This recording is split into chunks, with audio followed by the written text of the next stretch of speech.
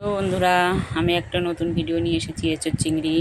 আপনাদের যদি এই রেসিপিটা ভালো লাগে তাহলে আমাকে লাইক কমেন্ট শেয়ার করেন। দেখুন বন্ধুরা, আমি এঁচোড়টা আগে ভাপিয়ে নিয়েছি। ভাপিয়ে নিয়ে এবার কড়াইতে তেল দিয়ে আলুগুলো ভেজে নিচ্ছি।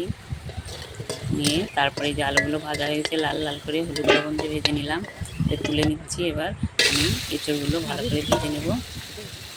ভেজে নিয়ে এবার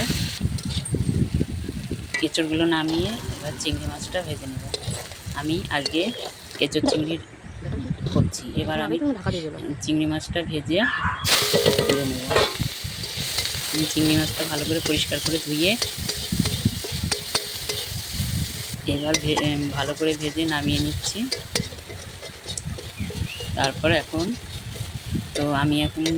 চিংড়ি মাছগুলো ঢেলে ফেললাম। এবার নামিয়ে ফেলে এবার আমি তেল দিয়ে ফোড়ন দেব।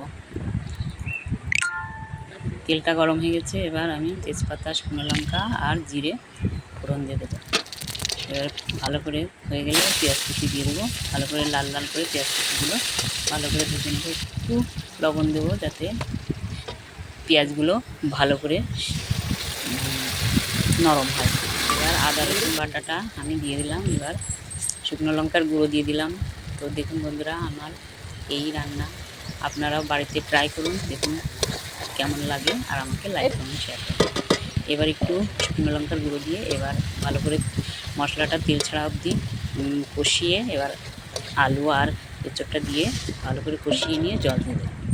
জল দিয়ে এবার একটু ফুটিয়ে নেব। তারপর যখন একটু ভালোগুলো দেখলাম সিদ্ধ হয়ে গেছে, এবার চিংড়ি মাছটা দিয়ে দেবো। চিংড়ি মাছটা দিয়ে ভালো করে কষিয়ে ভালো করে একটু হয়ে গেল। এবার আমি গরম মশলা দিয়ে এবার নামিয়ে নেব। দেখুন বন্ধুরা, কত সুন্দর হয়েছে, দেখতেও যেরকম খেতে না কত সুন্দর। আপনাদের যদি ভালো লাগে এই রেসিপিটা তাহলে আমাকে প্রচুর পরিমাণে লাইক করুন, শেয়ার করুন। আর আমার সাথে থাকার জন্য ধন্যবাদ।